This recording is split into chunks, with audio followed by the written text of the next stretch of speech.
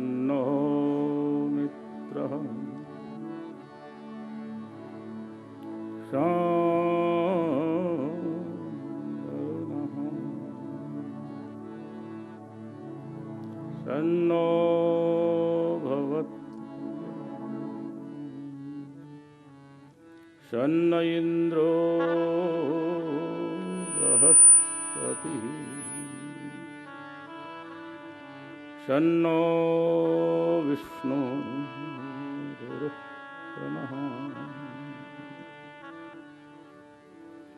नमो ब्रह्मणे नमस्ते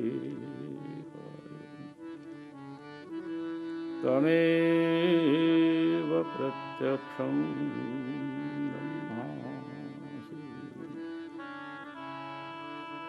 त्वमेव प्रत्यक्षं ब्रह्म वदिष्यामि ऋतं वदिष्यामि सत्यं वदिष्यामि तन्मामवतु तद्वक्तारमवतु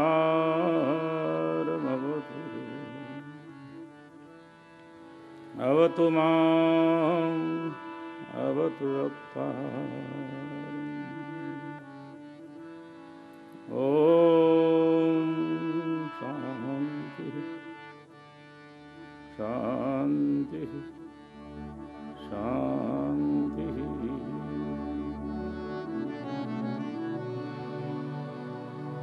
वसुदेवसुतं देवं कंसचाणूरमर्दनं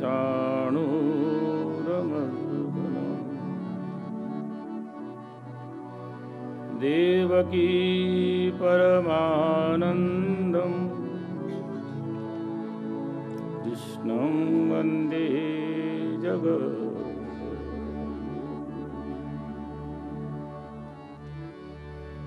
अखण्डमण्डलाकारं व्याप्तं येन चराचरं तत्पदं दर्शितं येन तस्मै श्रीगुरवे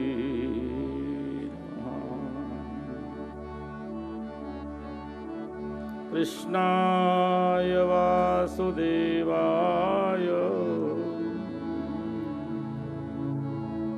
हरये परमात्मने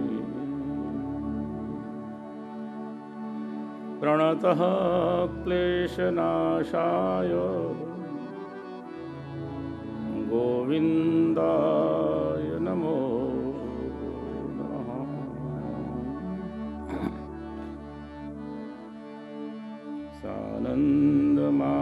सानन्दमानन्दवने वसन्तं आनन्दकन्दं हतपापवृन्दं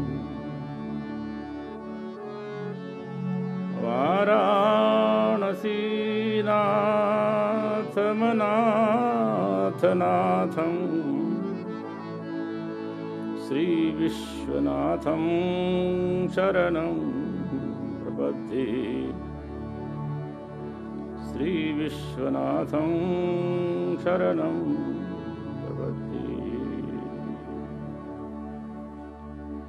काशी विश्वनाथ भगवान की जय, भागवत भगवान की जय, व्यास जी महाराज की जय, सुखदेव जी महाराज की जय, प्रेमपुरी जी महाराज की जय, सद्गुरुदेव भगवान की जय, सब संतन की जय, कृष्ण कन्हैया लाल की जय। ओम नमः पार्वती पतये हर पूर्ण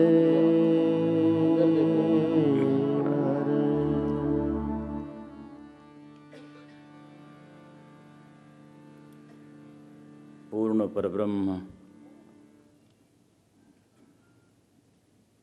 अव्यक्त निराकार निर्गुण, जिसका संकेत वेदव्यास जी करते हैं, ऐसा वो पूर्ण परब्रह्म जिसका हम लोग ध्यान करते हैं, सत्यम परम धीमहि। जो परम सत्य हैं वही परमात्मा साकार होकर के और वही साकार परब्रह्म जो सभी कामों को देने वाला है, आप्त काम होते हुए भी वो सत्य संकल्प है।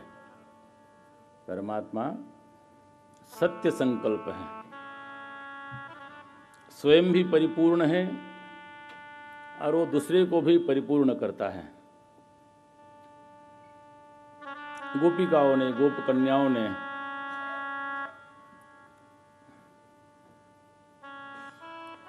उस परमात्मा को प्राप्त करने के लिए उपासना की थी और भगवान ने कहा था कि तुम्हारी मनोकामना पूर्ण होगी, और उसी मनोकामना को पूर्ण करने के लिए भगवान ने ऐसी लीला रची थी, ऐसी भागवतकार कहते हैं। ऐसी तो लीला सब परमात्मा की है। जिस लीला में हम रहते हैं वो हमने बनाई नहीं है, परंतु समझने का थोड़ा सा अंतर है। हम समझते हैं कि हमने निर्माण किया है, ये हमारी अपनी बुद्धि है, अपनी कल्पना है। ये परमात्मा से ही निर्मित ये संसार है और उसमें जैसे वो चलाता है, जैसे जिसको नचाता है, हम वैसे ही नाचते हैं। हमारे नाचने के लिए ना कोई मंच है, ना कोई संगीत है, ना कोई दृष्टा है, ना कोई दृश्य है। केवल वही परमात्मा के हम जैसे जैसे उसने जो जो हमें निमित्त बना करके उस परमात्मा ने यहाँ पर भेजा है, वही हम करते हैं। और जो कर्म के द्वारा हम जिस प्रकार हम अपना कर्तव्य करते हैं, और कर्तव्य कैसे करना चाहिए शास्त्र बताते हैं। हमारी अल्प आयु, थोड़ी सी आयु होती है, कोई कोई व्यक्ति 100 बरस जीते हैं, सब नहीं जी पाते हैं। कुछ अच्छे कर्म होते हैं, कुछ अच्छे नहीं होते हैं, उसका कभी कभी हम विवेचन करते हैं। जो विवेकी पुरुष होते हैं उसका विवेचन करते हैं और उसके बाद में यहाँ से चले जाते हैं। अब लोगों ने अजामिल का वृत्तांत तो सुना, जाना तो है ही, और कहाँ जाना है? जाना है फिर से जिसने यहाँ पर भेजा था उसके पास जाना है। जैसे ही कोई नौकर होता है ना, वो किसी काम के लिए भेजते हैं और उसको आकर के उस सेठ को उत्तर देता है वो काम हुआ कि नहीं हुआ। ऐसा देखने में आता है ना। और काम हुआ हो तो वो जो सेवक है वो बोलता है कि जो आपने कहा था उस काम से, हाँ, वो काम करके मैं आया हूँ। कोई कोई असफल होता है किसी कारण से और वो आकर के बोलता है कि मेरे से काम वो नहीं हुआ, मेरा दायित्व तो पूरा नहीं कर पाया। दोनों बातें। तीसरा होता है एक कामचोर,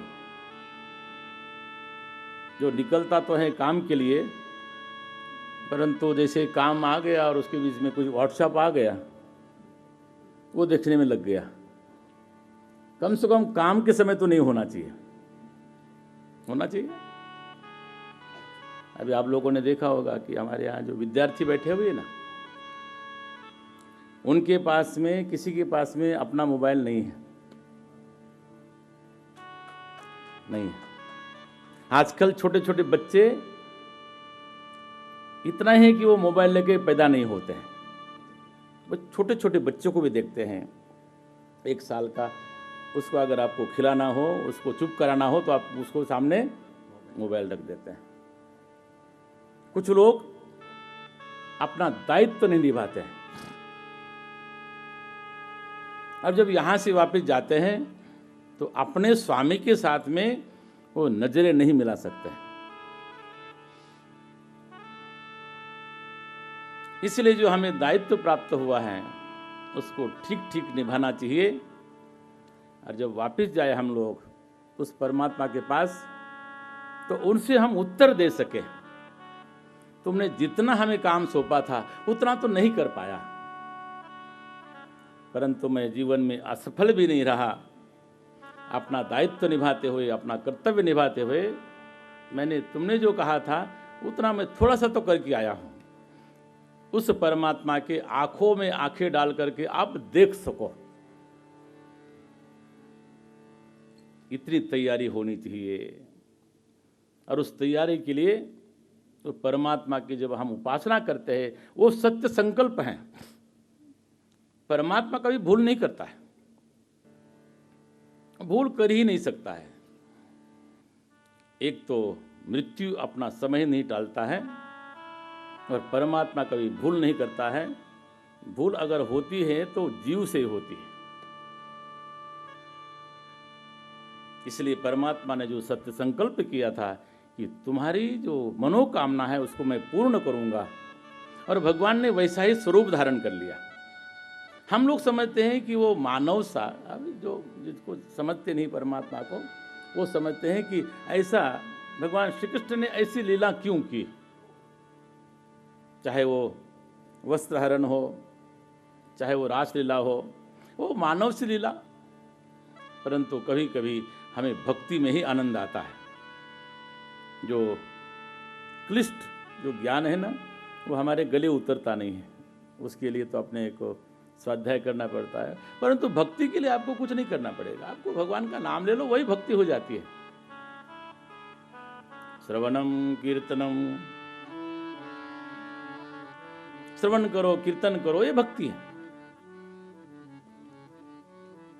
उसके लिए अधिक आपको कुछ नहीं करना पड़ता है। व्रज कन्याओं ने भगवान की भक्ति की और उनसे वरदान प्राप्त किया, और भगवान ने उनको सुंदर वन में बुला करके, और फिर वहां पर भी अगर थोड़ा सा भी अभिमान रह गया तो भगवान केवल थोड़ी देर के लिए अदृश्य होते हैं। जब व्याकुलता बढ़ जाती है,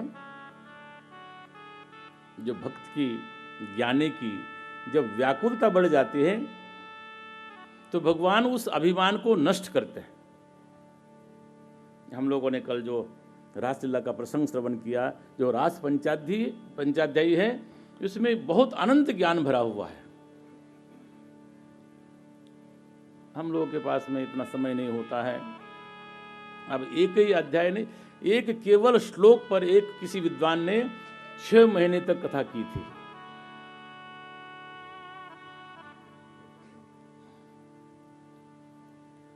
अपने महाराज जी कहते थे, जो प्रेमपुरी जी महाराज, बंबई वाले लोग कम वक्त हैं। कम वक्त का मतलब उनके पास वक्त कम है। एक कम वक्त एक गाली होती है, लेकिन ऐसा नहीं, जिनके पास में वक्त कम हो।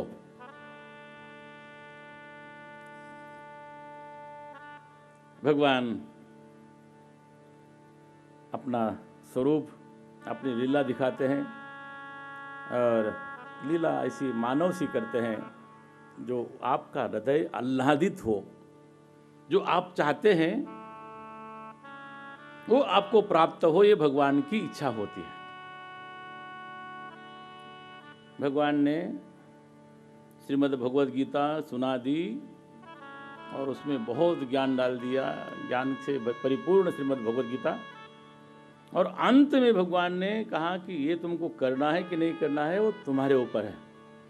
यथेच्छसि तथा कुरु। अब तुम्हारी जैसी इच्छा है ये हमने तुमको बतला दिया। इस प्रकार भगवान हमारे पर वो छोड़ देता है। और अब जो हम कर्म करते हैं, भगवान अपने संकल्प से पीछे नहीं हटता है। आपको भगवान ने क्या नहीं दिया, मानव को क्या नहीं उस परमात्मा ने दिया, आप किसी प्रज्ञा चक्षु से देखो और अपनी तुलना उससे करो।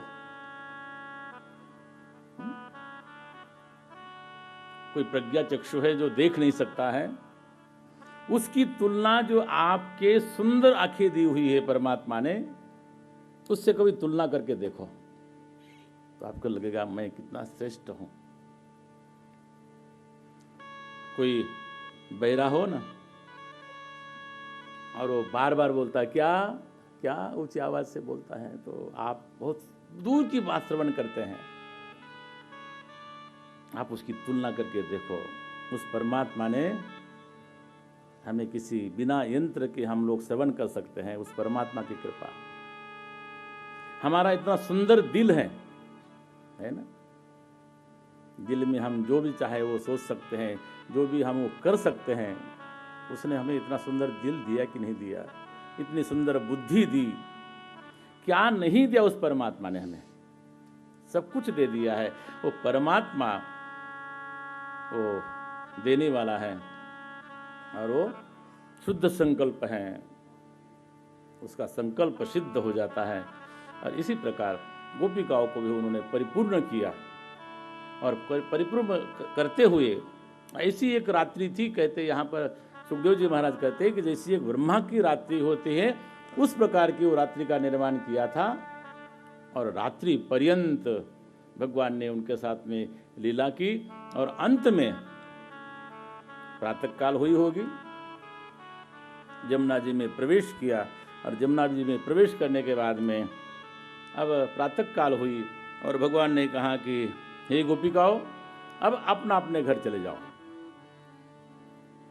गोपिकाओं की इच्छा नहीं थी अपने अपने घर जाए, परंतु भगवान ने कहा कि अब तुम जिनको छोड़ के आए हो तो अब उनको कुछ पता नहीं कि तुम कहाँ गए थे क्या, उनका बिल्कुल मन शुद्ध रहेगा, तुम्हारे साथ में जैसी भावना थी वैसे ही भावना बनी रहेगी, इसलिए वहाँ से आप तुम चले जाओ।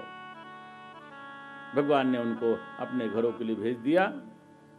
जैसे कहा ना प्रातः काल में कि कल जो रासलीला हुई उसका रहस्य बताएंगे, गिरीश भाई ने कहा ना, हालांकि ये हमारी बात है। और उस समय वो संपूर्ण लीला हुई और लीला होने के बाद में राजा को एक थोड़ा सा संशय होता है। हमारे जीव का स्वभाव है संशय करना। संशय ये होता है कि ये भगवान सुखदेव जी महाराज से कहते हैं कि जो भगवान का जो अवतार हुआ था, संस्थापनाय धर्मस्य, भगवान का अवतार हुआ था धर्म की संस्थापना के लिए, प्रशमाय तरस्य च, दुष्टों के निवारण के लिए वो अवतार हुआ था। अवतीर्णो ही भगवान अंशेन जगदीश्वरः। ये प्रश्न होता है राजा के मन में कि भगवान का अवतार तो किस लिए हुआ था? धर्म की रक्षा के लिए, दुष्टों के संहार के लिए। तो ऐसा भगवान ने इस प्रकार का कार्य क्यों किया? होता है ना, मन में एक संदेह पैदा होता है। ये सामान्य से दिखने वाला कार्य, कल हमारे जो ये बालक है ना, वो भी भगवान का नाम लेकर के, तो मैंने भी थोड़ा ऐसा किया, तो हमारे कुछ लोगों ने उसको वीडियो बना करके डाल दिया। तो बोले महाराज जी को बड़ा आनंद आ रहा है वहाँ पर। आनंद तो आना ही है। और हमारा जो विजय भाई है, कहाँ गया वो? उसने तो बोला कि मेरी तो इच्छा हो रही थी कि आपको नीचे लाओ। अरे हमने कहा मैं व्यासपीठ पर बैठा था। इस प्रकार का आनंद भगवान कभी देते हैं। तो वहाँ पर कहते हैं कि भगवान तो अवतरित हुए थे धर्म की रक्षा के लिए, और भगवान ने कहा भी कि यदा यदा धर्मस्य ग्लानिर्भवति भारत, जब जब, और ये भी एक प्रकार के ये आपके स्वरूप की रक्षा अगर भगवान करता है तो आपकी स्वरूप की रक्षा करता है। और हमारे जीवों के बीच में ऐसी शंका जब पैदा होती है तो सुखदेव जी महाराज कहते हैं कि ऐसा देखने में आता है।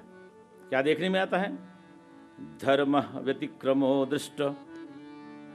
कभी कभी ऐसा लगता है कि जो धर्म का व्यतिक्रमण करते हुए ईश्वरांच साहसम, ईश्वर साहस करता है। जितना भगवान की लीला में हम लोगों ने जो श्रवण किया, जो नहीं किया, कालिया लीला, कालिया मर्दन और वड़वानल नाम का वहाँ पर अग्नि प्रकट हुआ था, उसने भगवान ने उसको ग्रहण किया। ऐसा कौन काम कर सकता है? ईश्वर ही कर सकता है। तेजस्याम न दोषाय, बोलते हैं जो तेजस्वी होता है उसको दोष नहीं लगता है। सर्वभुजो वन्ने सर्वभुजो यथा, जैसे वन्नी जो अग्नि है वो सब कुछ खा लेती है, सब कुछ जला देती है, परंतु उसको कोई दोष नहीं लगता है। लगता है कोई? अग्नि में आप कुछ भी डालो वो स्वाहा हो जाता है, इसलिए उसको कोई दोष नहीं लगता है। इसलिए श्रेष्ठ व्यक्ति को कोई दोष नहीं लगता है। और कभी कभी ऐसा विचार करते हैं कुछ लोग कि जैसा वो करता था वैसे हम भी कर लेंगे। भगवान ने अग्नि पान कर लिया तो तुम अग्नि पान करके देख लो। हमारा एक बालक कल कर रहा था, लेकिन वो एक छोटी सी बात है। उसको बोलो कि बड़ा गैस का जो चूल्हा जला और उसको जला के देखो तो उसको क्या होता है देख लेना। एक केवल एक निमित्त मात्र, परंतु ईश्वर सब कुछ कर सकता है। कर तुम अकर तुम अन्यथा कर तुम, ईश्वर का वो स्वभाव है। इसलिए ऐसा दूसरा व्यक्ति ऐसा न करने का प्रयत्न करे, क्योंकि उसके अंदर शक्ति नहीं है। परंतु भगवान ये जो कार्य करता है उसके पीछे कई उद्देश्य होते हैं। हमें लगता है कि केवल वहाँ पर लीला की, नृत्य किया। यहाँ पर कुछ विश्लेषक, कुछ विद्वान कहते हैं कि भगवान का नृत्य था वो इस अपनी जो धरती, अपनी प्रकृति, उसको पुष्ट करने के लिए था। ये प्रकृति किसकी है? उस दिन मैं कह रहा था, भूमिरापो नलो वायु खम बद, तो जो भूमिरापो नलो वायु, तो जो ये भूमि है, ये वायु है, आकाश है, वो किसका है? परमात्मा का है। और जो परमात्मा को इसको शुद्ध रखना होता है तो क्या करता है? कोई ऐसी लीला करता है। भगवान उस समय नृत्य कर रहे थे ना, रास में नृत्य कर रहे थे। और आप लोग ने देखा होगा कि यहाँ पर जो नृत्य हो रहा था उसमें आपके जो चरण हैं, आपके जो पैर हैं, वो पृथ्वी पर पड़ते हैं ना। नृत्य करते समय और लय ताल के साथ में नाचा जाता है। कैसे? ताल भी हो और लय भी हो और यहाँ से स्वर भी हो। स्वर होना चाहिए। जब स्वर आता है उसके अंदर फिर ताल आता है। जब ताल पड़ जाए तो जो अपनी माताएं होती है ना, उनका भी चरण वहाँ पर जल्दी पड़ता रुकता नहीं है, वो भी थिरकने को तैयार हो जाता है। स्वर आया, फिर ताल आया और उसमें लय आता है। जब लय होता है, संगीत में लय होता है, और जब ताल लय और जब उसके अंदर जब स्वर आता है उस समय अपने अनायासी उस समय वो नृत्य शुरू होता है। और भगवान ने नृत्य किया, अपने चरणों को पृथ्वी पर घुमाते हुए, उन्होंने उसको पुष्ट करते हुए भगवान ने अपने चरणों के द्वारा पृथ्वी, भूमिरापो नलो वायु खम मनो बुद्धिरेव च, भूमि को सर्वप्रथम उन्होंने पुष्ट किया, क्योंकि तब तक यहाँ पर भार बढ़ गया था। और भूमि कभी कभी भार महसूस करती है। भार भगवान को, उसको भूमि भगवान की है, इसलिए उसको पुष्ट करना आवश्यक था। भगवान ने सबसे पहले भूमि को पुष्ट किया। और जब नृत्य कर रहे थे, नृत्य करते करते भगवान को पसीना आ रहा था। आता है ना पसीना, तो एसी चल रहा था, लोग पसीना पोंछ रहे थे। तो भगवान ने तो पसीने के द्वारा उनके अंदर जो है उस जल को पवित्र किया, जल को पुष्ट किया। और जब भगवान नृत्य कर रहे थे उस समय उनके शरीर से गर्मी उत्पत्ति हो रही थी, उष्णता आ रही थी। उन्होंने उनको अग्नि को उन्होंने पुष्ट किया। और साथ साथ में नृत्य करते करते, ऐसा कोई बैठ करके नृत्य करे तो डांडिया लेते हैं हाथ से, नृत्य करते करते तो हाथ हिलते हैं। और उस समय भगवान ने आकाश को उस समय पवित्र किया और अपनी जो गति थी उसने उन्होंने आकाश को निर्मल किया और कुपुष्ट किया। इस प्रकार जो आपने उनकी जो प्रकृति है उसको भगवान ने पुष्ट किया। और पुष्ट करने के बाद में इस प्रकार की बात कहते हुए और सुखदेव जी महाराज कहते हैं कि भगवान की अनेक लीलाएं हुई और अनेक लीलाओं के साथ में भगवान ने विचार किया कि अब कुछ ही दोनों बाद में मुझे प्रस्थान करना है। पहले गोकुल से वृंदावन आए हैं, अब वृंदावन से मथुरा की ओर प्रस्थान करना है। परंतु जाना कहाँ कि जहाँ आगे लीलाएं करनी है, आगे लीला करने के लिए भगवान को जाना है। वो लीलाधारी भगवान है। हमारे जो बालकृष्ण हैं वो एक जगह बैठने वाले नहीं हैं, ना एक काम करने वाले हैं, उनको अनंत काम करना है, इसलिए उनको आगे जाना है। और उन्होंने अपने पिताजी को कहा कि भगवान बाबा अपने को कुछ यात्रा करनी चाहिए। और भगवान श्री कृष्ण एकदा देव यात्रायाम गोपाला जात कौतुकः। गोपाल भगवान सब अपनी गाड़ियों को वहाँ पर छकड़ों को जोड़ करके और उन्होंने प्रस्ते से अंबिकावनम बोलते अंबिकावन की यात्रा की। अंबिकावन कहाँ पर है? कहाँ? मथुरा। और अंबिकावन अंबाजी, अंबाजी आ रहे हैं, वहाँ नज़दीक में नहीं, अंबाजी आ रहे हैं, क्योंकि उनको आगे की लीला करनी है। इसलिए भगवान अंबिकावन की यात्रा करते हैं और वहाँ पर भगवान पशुपति और भगवती का वहाँ पर निवास है। इसलिए वहाँ पर भगवान ने कहा कि हे नंद बाबा, हे बाबा अपने को यात्रा करनी चाहिए। और यात्रा के लिए नंदिकावन का जो अंबिकावन का प्रस्थान करते हैं और वहाँ आकर के सरस्वती में स्नान करते हैं। और सरस्वती में स्नान करने के बाद में भगवती की पूजा करते हैं। उनकी अभिन्न शक्ति जो है वो माता है, इसलिए उसको भी प्रसन्न करना चाहिए, क्योंकि आगे लीला करनी चाहिए।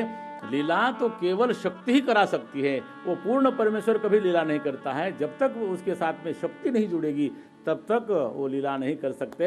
इसलिए उनको लीला करने के लिए भगवती का उन्होंने आश्रय लिया, भगवती की पूजा की। और उस समय भगवती की प्रार्थना कुछ की होगी, तो हम लोग भी उस प्रार्थना को थोड़ा सा भजन के रूप से सुने। अम्बा अभय पददायिनी रे, अम्बा अभय पददायिनी रे, अम्बा अभय पददायिनी रे, अम्बा अभय पददायिनी रे। श्यामा सांभळजो साध भीड़ भजनी, श्यामा सांभळजो साध भीड़ भजनी, श्यामा सांभळजो साध भीड़ भजनी, श्यामा सांभळजो साध भीड़ भजनी। अम्बा अभय पददायिनी रे, अम्बा अभय पददायिनी रे। हे मोहि डोळे हिचके रे, हे मोहि डोळे हिचके। आवे आठमनी रात भीड़ भजनी, आठमनी रात भीड़ भजनी। आवे आठ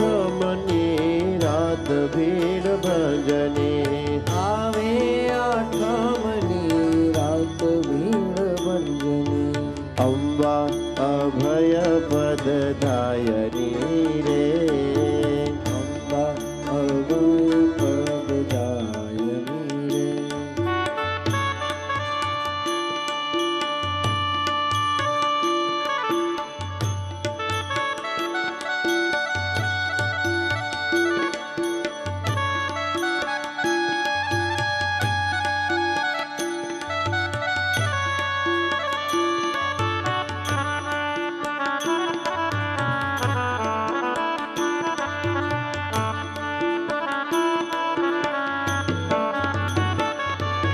कोणे बोलावी मुझने रे कोणे बोलावी मुझने रे।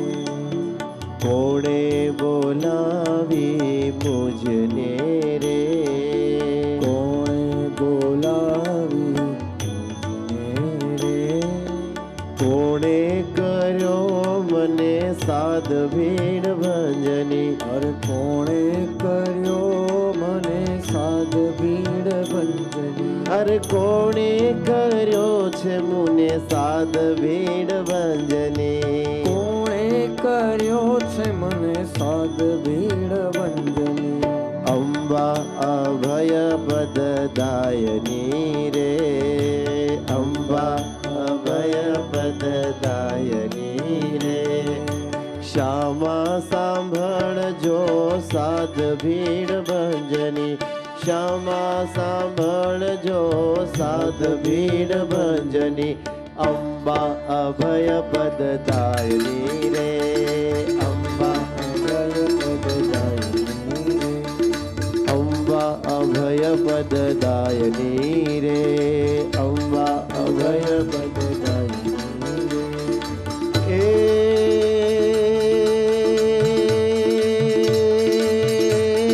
रिद्धि दे सिद्धि दे अष्टनाम निधि दे रिद्धि दे सिद्धि दे अष्टनाम निधि दे वंश में वृद्धि दे तो भागवानी हृदय में ज्ञान दे चित्त में ध्यान दे अभय वरदान दे शंभो राणे दुख को दूर कर सुख भरपूर कर आशा संपूर्ण कर दास जानी सज्जन सो हित दे कुटुंब सो प्रीत दे जंग मां जीत दे तू मां भवानी मारी जंग मां तू जीत दे मां भवानी।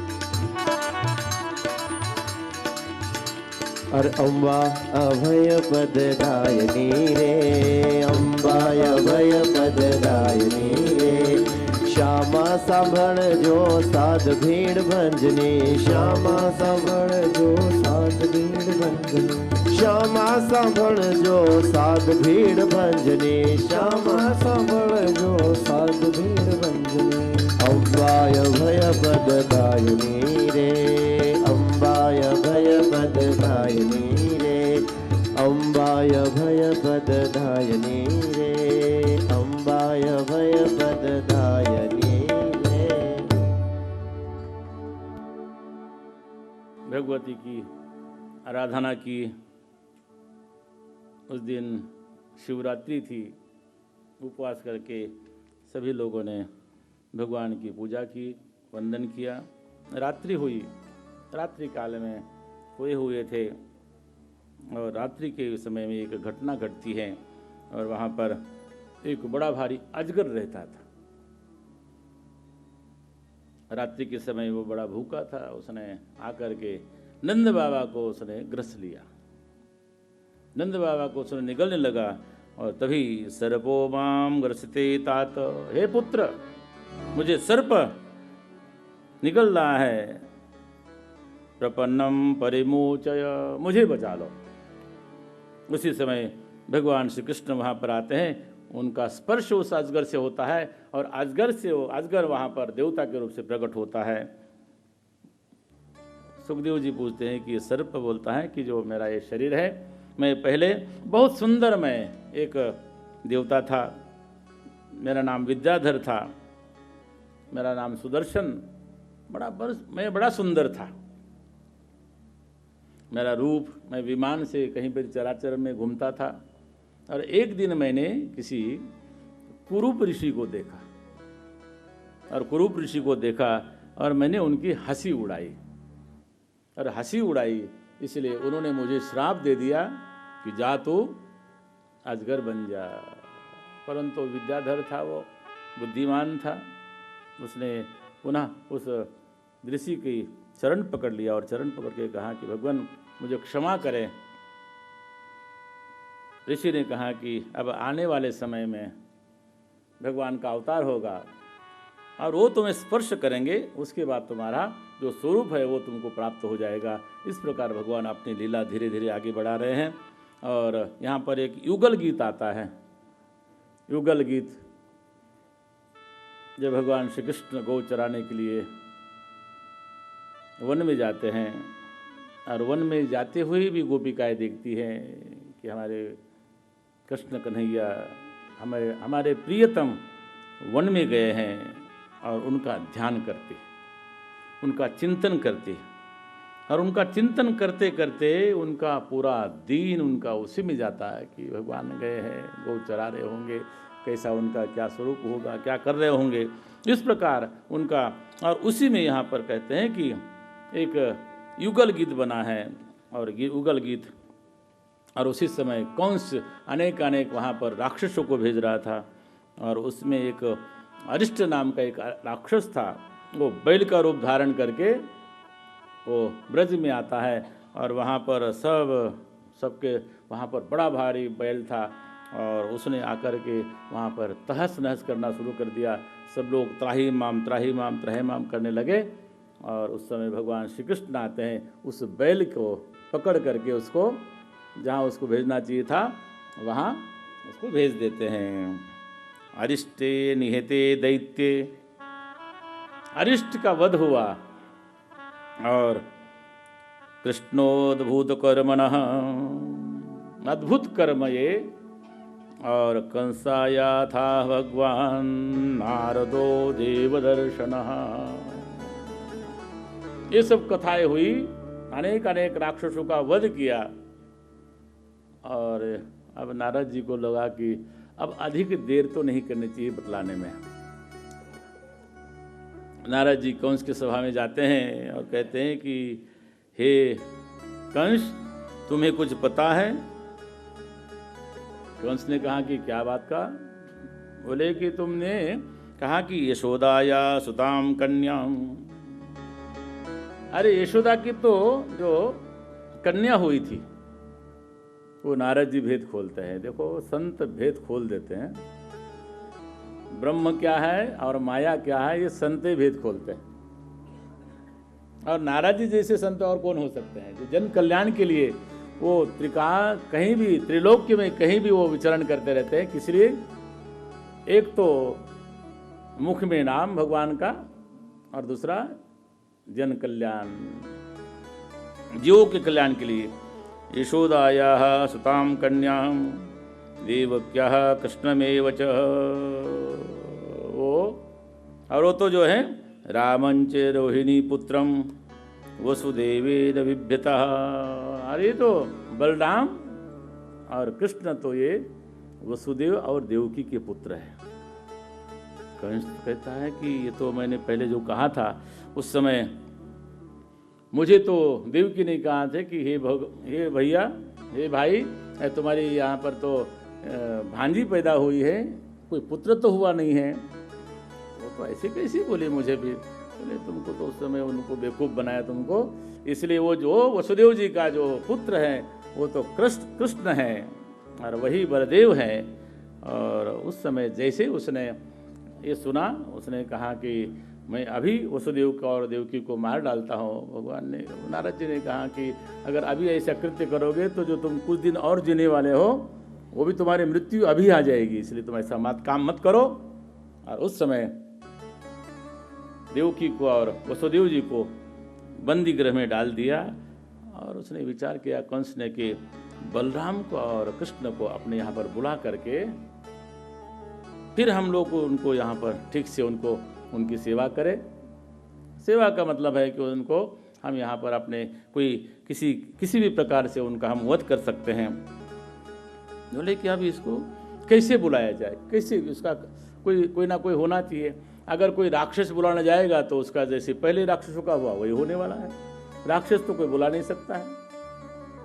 इसलिए कोई भगवान का भक्त ही हो उसको वहाँ पर भेजना चाहिए। और वहाँ पर मथुरा में एक भगवान के भक्त हैं, क्या नाम है, अक्रूर जी। अक्रूर जी को बुलाया और अक्रूर जी को बुला करके उन्होंने कहा कि हे अक्रूर जी, आप एक मेरा काम करें।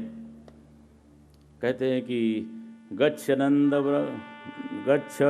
व्रजम तत्र सुतावानुकुलो नंद आसुतो ताहिताने रथे नाने नवाचित। बोलते हैं कि आप यहाँ पर जाओ, व्रज में जाओ और व्रज में जा करके उनको ला करके यहाँ पर ले आना। और हम लोग यहाँ पर एक उनके लिए आयोजन करेंगे, क्योंकि हमारी जनता है, इसलिए आप जाएं और व्रज से भगवान श्री कृष्ण को, वो तो भगवान नहीं बोलता है, मतलब कृष्ण को और बलदेव को और साथ साथ में वहाँ पर जितने ब्रजवासी हैं उनको सबको आमंत्रण दे के आओ और उनको यहाँ पर बुलाओ।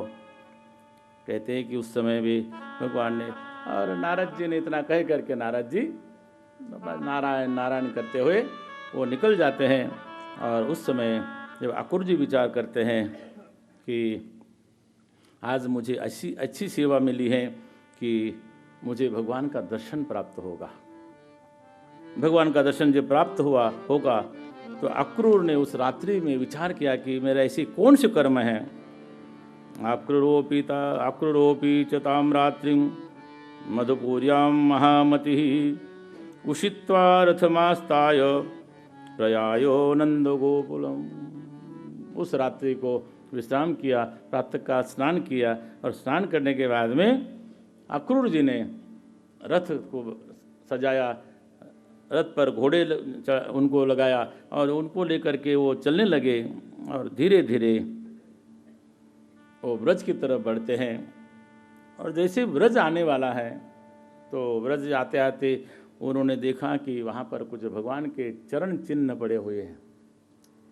भगवान के चरण चिन्ह देख करके अक्रूर जी रथ से उतर जाते हैं और रथ से उतर करके अक्रूर जी देखते हैं कि वहाँ पर चरणों को स्पर्श करते हैं और चरणों को अपने मस्तक पर धूलि चढ़ाते हैं। ऐसे अक्रूर जी जहाँ जहाँ भगवान के चरण दिखते हैं वहाँ पर नीचे उतारते हैं। और ये तो भक्तों का स्वभाव होता है। और उस समय ऐसे करते करते सायंकाल हुई। लोग कहते हैं कि मथुरा से तो ब्रज नज़दीक है और वहाँ पर घोड़े भी ऐसे जो वायु योग से चलने वाले, ऐसा रथ भी स्वर्णमय था, फिर भी सायंकाल तक क्यों हुई सायंकाल? इसलिए कहते हैं कि जो अक्रूर जी भगवान के चरण का स्पर्श करते, उनको वंदन करते और वो चरण धूलि अपने मस्तक पर लेते, इसलिए सायंकाल हो गई। जब सायंकाल हो गई और तब तक अक्रूर जी व्रज में पहुंच जाते हैं और उन्होंने एक दृश्य देखा। ददर्श कृष्णम रामं व्रजे गोहनम गतो। भगवान कृष्ण और भगवान बलदेव जी वहाँ पर गौशाला में गौ की सेवा कर रहे थे।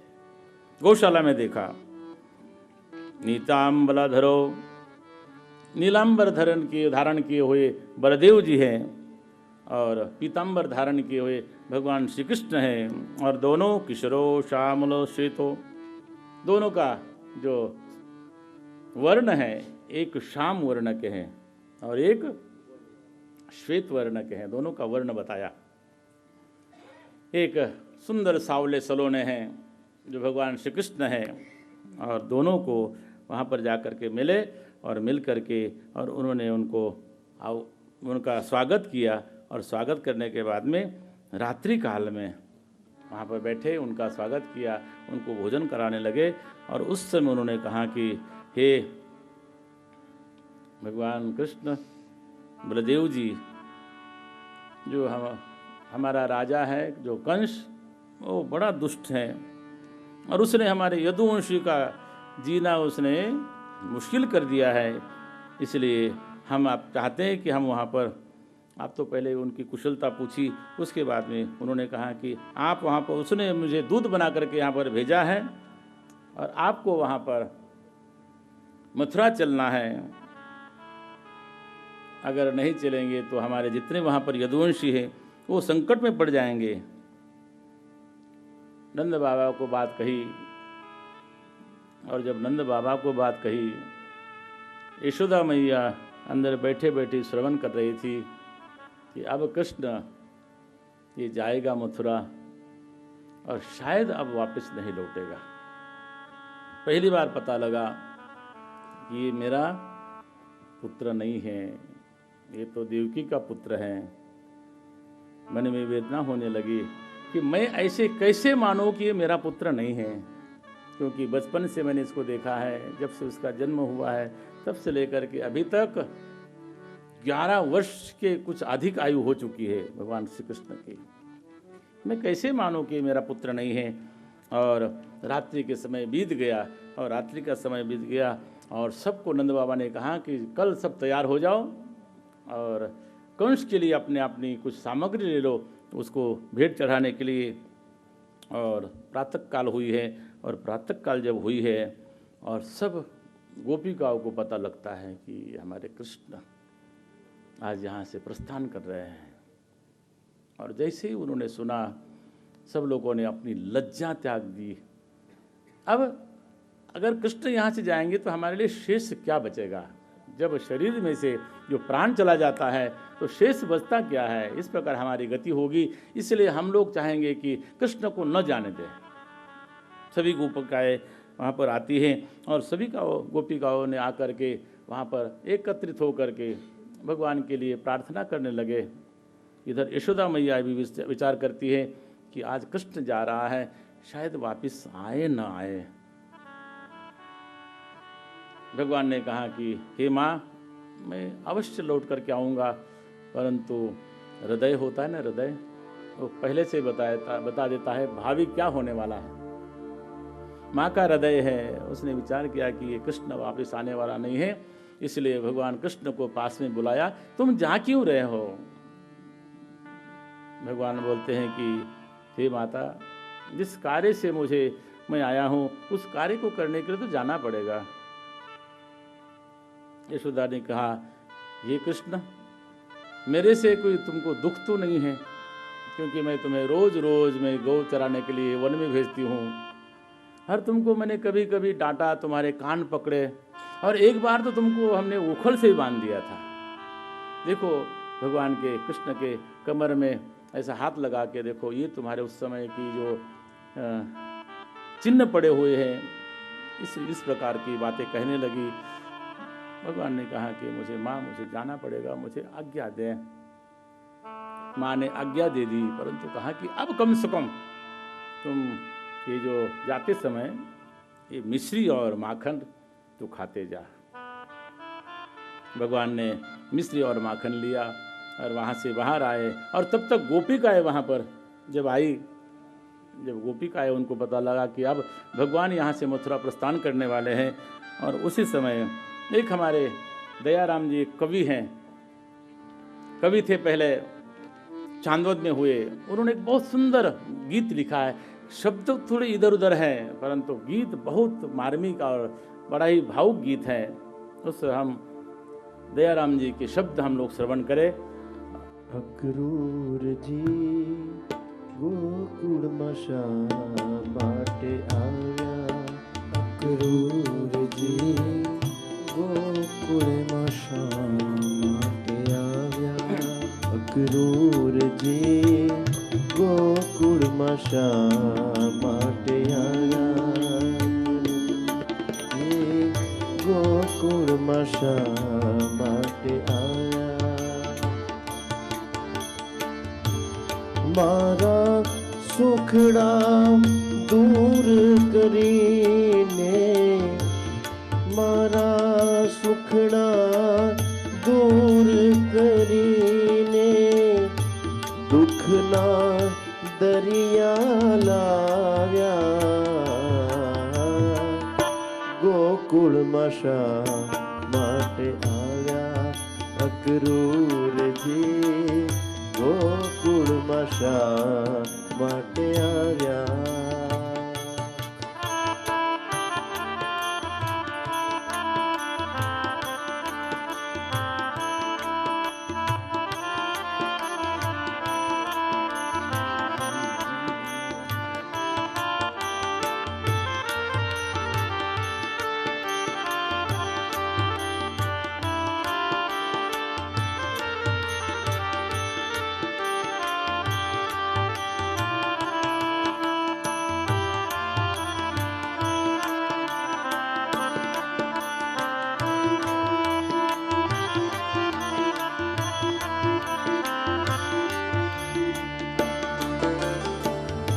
કૃષ્ણ અમારો જીવન છે ને, કૃષ્ણ અમારો જીવન છે ને, કૃષ્ણ અમારો પ્રાણ, કૃષ્ણ અમારો જીવન છે ને, કૃષ્ણ અમારો પ્રાણ. કૃષ્ણ વિનાનું જીવન મારું, કૃષ્ણ વિનાનું જીવન મારું થઈ ગયું સુમસામ. ક્રૂરજી ગોકુળમાં શા માટે આવ્યા? અક્રૂરજી ગોકુળમાં શા માટે આવ્યા? મારા સુખડા દૂર કરીને, મારા સુખડા દૂર કરીને દુઃખના દરિયા લાવ્યા. ક્રૂરજી ગોકુળમાં શા માટે આવ્યા? ક્રૂરજી ગોકુળમાં શા માટે આવ્યા?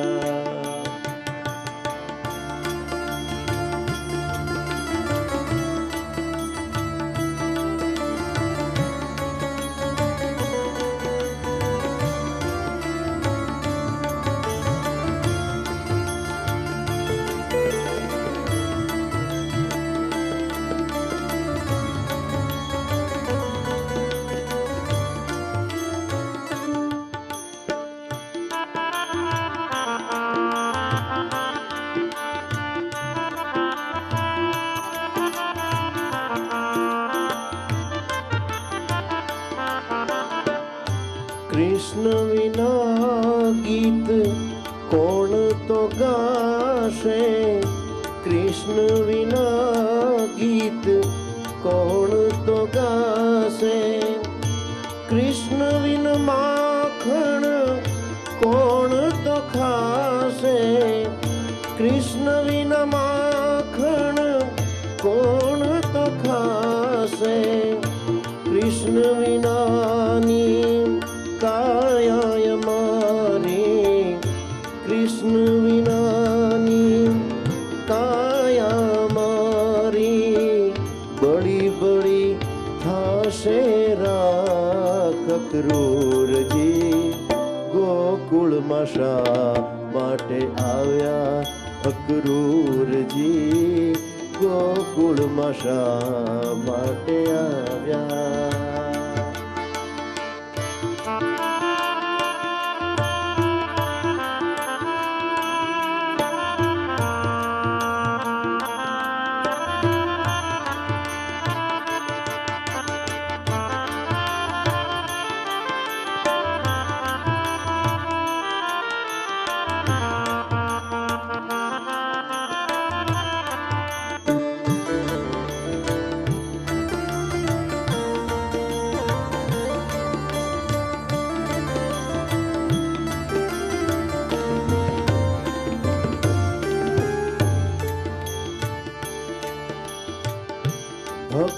જનોનું જીવન છે કૃષ્ણ ભક્તજનોનું જીવન છે કૃષ્ણ કૃષ્ણ અમારો શ્વાસ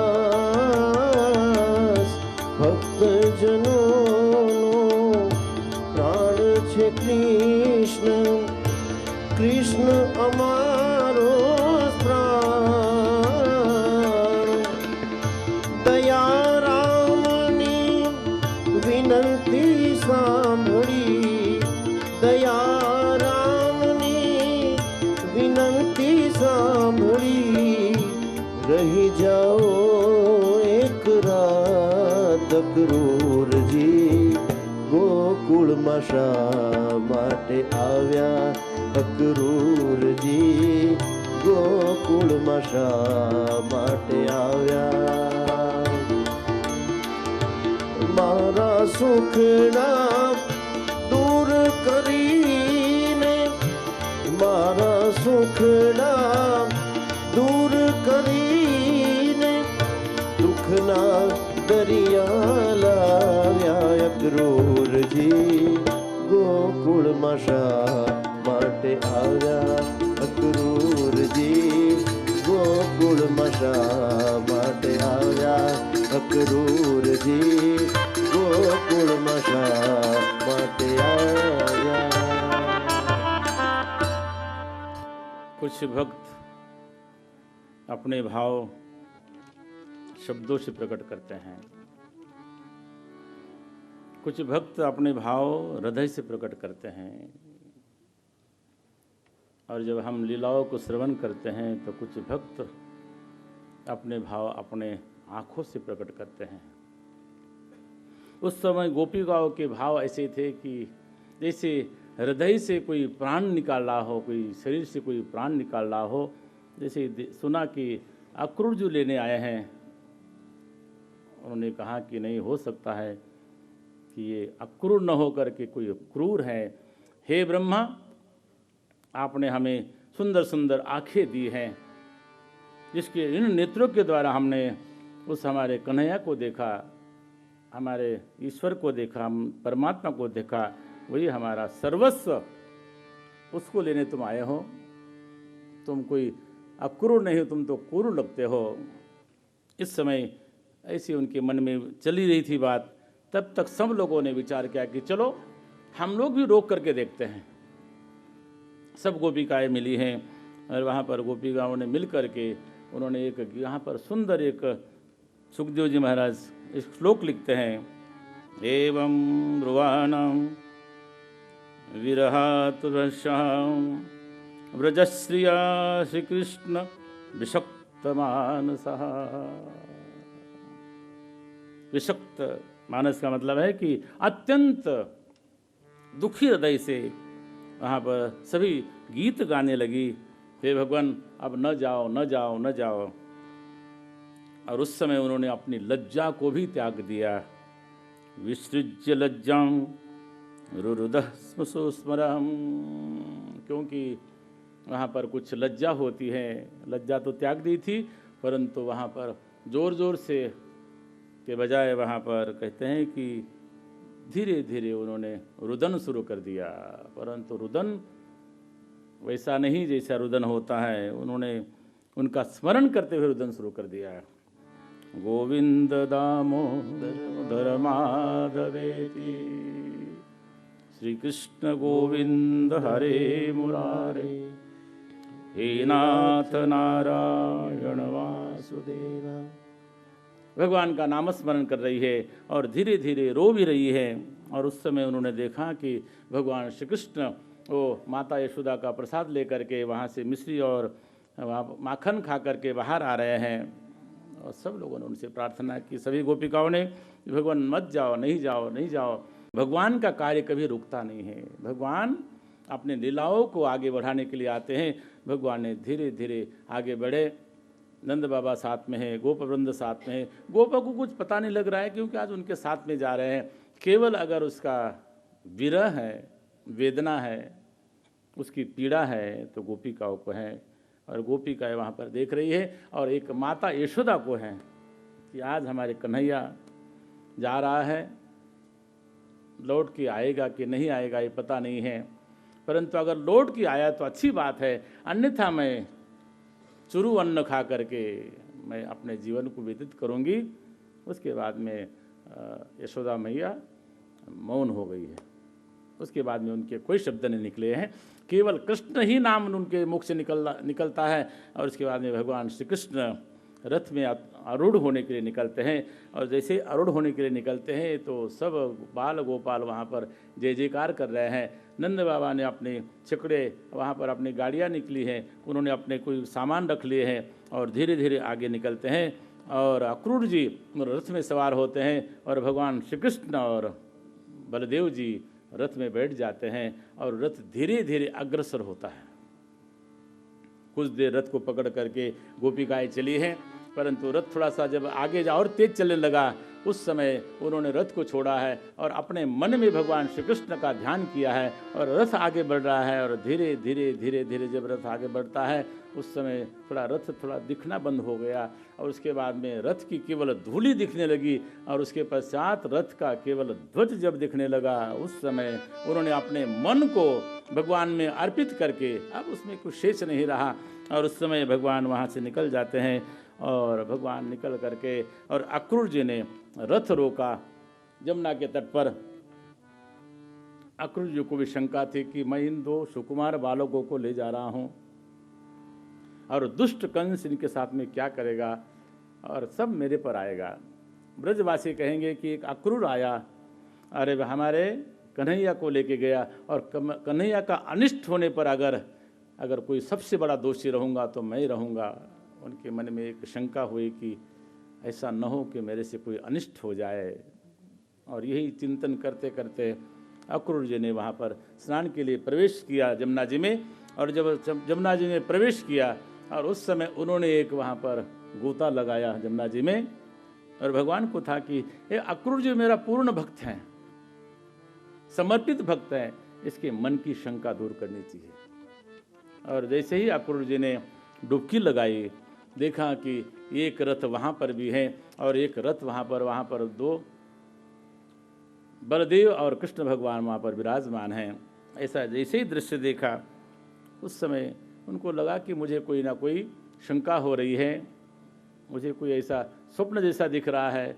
और उस समय वो बाहर आए जल से और देखा कि रथ की तरफ तो वहाँ भी दोनों बैठे हुए हैं। फिर दूसरी डुबकी लगाए, फिर तीसरी डुबकी लगाए, वही की वही दृश्य उनके सामने आए हैं। अब उनको लगा कि ये पूर्ण परब्रह्म है, इनका कोई कुछ नहीं बिगाड़ सकता है। इसलिए वो मन की शंका दूर हो गई। और जैसे ही मन की शंका दूर हो गई और भगवान को बहुत बहुत वहाँ पर स्तुति किया है और भगवान को लेकर के सायंकाल के समय में भगवान बलदेव जी और मथुरा में प्रवेश करते हैं। और तब तक नंद बाबा और बाकी गोपाल भी आ जाते हैं। और उस समय शाम को अक्रूर जी कहते हैं कि भगवान आप आज हमारे घर में चलो। भगवान ने कहा कि मैं किसी और कार्य से आया हूँ, इसलिए आज तुम्हारे घर में नहीं, मैं यहाँ पर जो अमराई है, जो वन है, यहीं पर रह करके मैं आज निवास करूँगा। और यहाँ पर निवास करने के बाद में कहते हैं कि कल हम लोग यहाँ पर मथुरा नगरी को देखने के लिए निकलेंगे।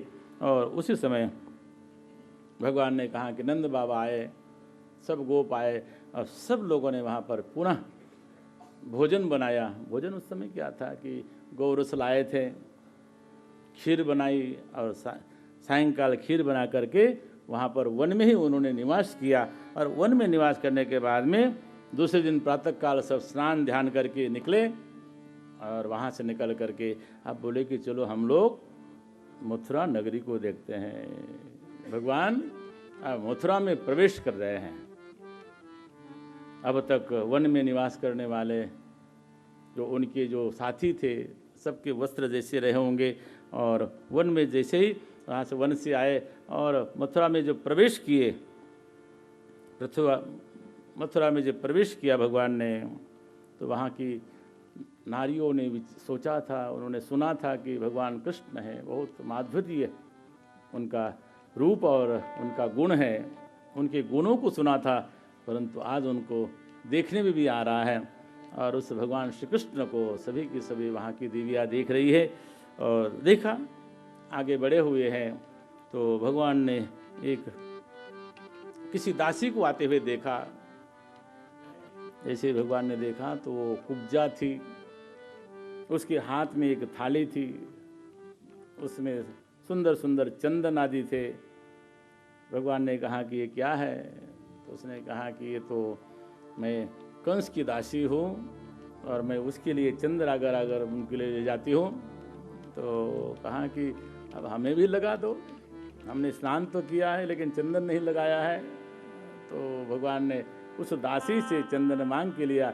उस दासी ने भगवान के मस्तक पर चंदन का टीका किया, परंतु वो 3 जगह से वो कुबड़ी थी, वो कुब्जा थी। भगवान ने कहा कि कुछ आशीर्वाद देना चाहिए। तो आशीर्वाद क्या देना चाहिए? भगवान ने विचार किया कि उसको क्या आशीर्वाद देवे। अगर किसी कुरूप को अगर सुंदरता मिले तो उसको और क्या चाहिए। भगवान ने अपने अंगुष्ठ से उसका अंगूठा दबाया और एक अंगुली से एक डोरी होती है, इस पर उन्होंने धीरे से उन्होंने एक झटका दिया और वो तीनों अंगों से जो टेढ़ी थी वहाँ पर सुंदर स्वरूप हो गया, वो सुंदर स्त्री हो गई और उसके अंदर कामना पैदा हो गई। जब स्वरूप प्राप्त होता है तो फिर कामना होती है कि ये मुझे मिल जाए तो अच्छी बात है। उसने कहा कि हे भगवान, आप हमारे घर में चले, हमारा आतिथ्य स्वीकार करें। भगवान ने कहा कि फिर कभी। भगवान वहाँ से आगे चलते हैं और आगे चलते हैं और वहाँ पर एक धोबी जा रहा था जो कंस के कपड़े धोता था। भगवान ने कहा कि क्या है? तो ये कहे धोबी है। अरे धोबी, कुछ कपड़े हमें भी दे दो, हम लोग के जो जंगल के कपड़े हैं ये शहर में अच्छे लगेंगे नहीं। यहाँ पर कोई धोती पहन के आवे तो लोग कि गाँव से आया ऐसा लगता है, थोड़ा ठीक तो नहीं लगता है ना। हमारा मूल परिधान तो वही है। क्या परिधान है? माताएं साड़ी पहनती हैं और पुरुष धोती पहनते थे, लेकिन शहर में होने के कारण हम बड़े बड़े ऑफिस में जाना पड़ता है तो वहाँ पर पैंट पहननी पड़ती है। बोले करू पड़े छे ना, ये करना पड़ता है। बोले साधु बने छे तो हिंदू बोलना पड़ेगा ना। कोई गुजराती भाई साधु बने, कहा कि वो उनको ना वो गुजराती बोले आम करनी छे ना, छे करने के बाद में कहे कि है बोलने का मतलब है कि उस हिंदी हो गई, वो करना पड़ता है। तो भगवान ने कहा कि हम लोग शहर में आए हैं तो कोई अच्छे वस्त्र होंगे तो लोग हमको अच्छा मानेंगे। तो कहा कि उस धोबी से कहा कि थोड़ा वस्त्र दे दो। धोबी ने कहा कि कहाँ से जंगली लोग आए हो? अरे ये तो राजा के वस्त्र हैं। भगवान ने कहा कि मांगने से तो नहीं दे रहा है। और भगवान ने एक उसको थप्पड़ जड़ी, उसका जो सर था वो धड़ से अलग हो गया और सबको कहा कि जो जिसको आता है वो कपड़ा पहन लो। वो जो सुंदर सुंदर कपड़े थे सबको, सभी बालकों ने वहाँ पर वस्त्र पहन लिए और भगवान ने भी एक सुंदर वस्त्र था उसको धारण किया। परंतु वो तो कहाँ, तो छोटे छोटे बालक थे। ये दैत्यों के, राक्षसों के वस्त्र, कोई छोटा कोई बड़ा। अब कोई वस्त्र हो, सुंदर स्वरूप हो, परंतु वस्त्र कहीं ऐसे वैसे हो तो ठीक लगेगा नहीं। और जैसे ही चल रहे थे उसी समय वहाँ पर एक दर्जी था। उसने देखा कि तो साक्षात श्याम सुंदर भगवान आ रहे हैं, तो उनको बुलाया और उन्होंने कहा कि हे आप लोग थोड़ा सा बैठो। उनके पास में अनेक वहाँ पर दर्जी थे, उन्होंने वस्त्र को ठीक ठाक चलाया और सबको पहनाया और तिलक धारण किए हुए हैं, वस्त्र पहने हुए हैं। और अगर भगवान का श्रृंगार न हो तो वहाँ पर सुदामा नाम का एक माली था, उसने कहा कि भगवान आ रहे हैं, तो उन्होंने उनको माला पहना दी। और माला पहनाने के बाद में भगवान ने उनको सबको अपना निज स्वरूप दे दिया, उन्होंने अपना मोक्ष प्रदान कर दिया। और भगवान वहाँ से चलते हैं और अट्टालिकाओं पर वहाँ पर मथुरा की स्त्रियाँ वहाँ पर खड़ी हैं, कोई भोजन बना रही है। उन्होंने कहा कृष्ण आए हैं, तो उसने भोजन बनाना छोड़ दिया। कोई अपने बालक को दूध पिला रही थी और जो अपना ग्रह का काम कर रही थी, सब वहाँ पर अट्टालिकाओं पर आकर के उन्होंने भगवान श्री कृष्ण को देखना शुरू किया। और सब लोगों ने देखते देखते भगवान श्री कृष्ण गोप वृंदों के साथ में आगे बढ़ रहे हैं। भगवान चारों ओर गोप हैं और बीच में उनके अधिपति भगवान श्री कृष्ण चल रहे हैं और धीरे धीरे वो संपूर्ण वहाँ पर मथुरा की नगरी की परिक्रमा की और मथुरा नगरी की परिक्रमा करने के बाद में देखा कि वो रंगशाला कहाँ बनी है, उसको भी देखना चाहिए।